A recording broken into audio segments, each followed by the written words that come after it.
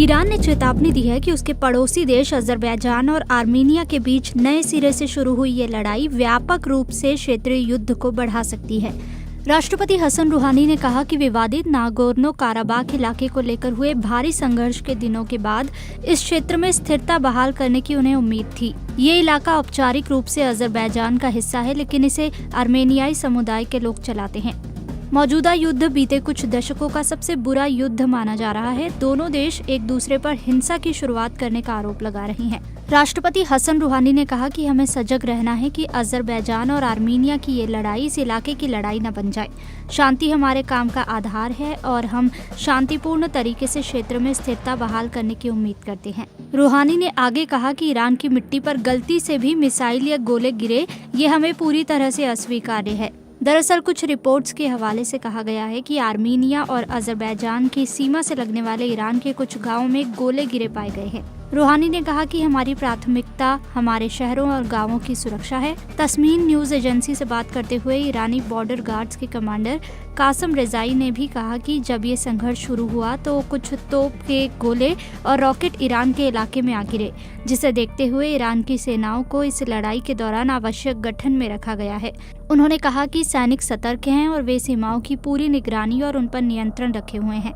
रूसी राष्ट्रपति Vladimir Putin ने बुधवार को इस लड़ाई को समाप्त करने का आह्वान किया और इसे त्रासदी बताया। उन्होंने एक टेलीविजन साक्षात्कार में कहा कि हम बहुत चिंतित हैं, हमें उम्मीद है कि आने वाले समय में ये संघर्ष समाप्त हो जाएगा। लोग मारे जा रहे हैं, दोनों ही देशों का बड़ा नुकसान हो रहा है। रूस ने बताया कि राष्ट्रपति पुतिन ने अजरबैजान के राष्ट्रपति इल्हाम अलीयेव से गुरुवार को फोन पर बात की। रूस आर्मीनिया के साथ सैन्य गठबंधन का हिस्सा है और इस देश में रूस का एक सैन्य बेस भी है।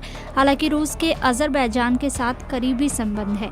अमेरिका, फ्रांस और रूस ने संयुक्त रूप से नागोर्नो काराबाख में लड़ाई की निंदा की है और शांति वार्ता के लिए कहा है, लेकिन संघर्ष समाप्त होने के कोई संकेत नजर नहीं आ रहे। अजरबैजान ने कहा है कि लंबे वक्त से विवादित क्षेत्र नागोर्नो काराबाख में बेहतर स्थिति में है, क्योंकि उसके पास अधिक गोला बारूद और उच्च कोटि के हथियार हैं। अब तक तो अजरबैजान इस इलाके में बेहतर स्थिति में है, लेकिन सीमावर्ती क्षेत्र के पास के आर्मेनियाई बलों की ओर से गोलीबारी की जा रही है। अजरबैजान का टाटर शहर, जिसकी सीमा नागोर्नो काराबाख से लगती है, एक भूतिया कस्बे में तब्दील हो चुका है।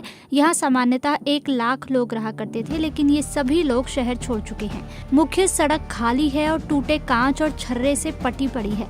बंद दुकानों के शटर और छत पूरी तरह से उड़ चुके हैं। हमने कुछ परिवारों को जमीन के नीचे बने शेल्टरों में देखा।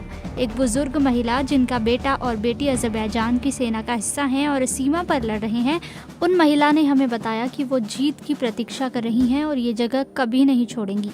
उनका 7 महीने का पोता उनकी गोद में था।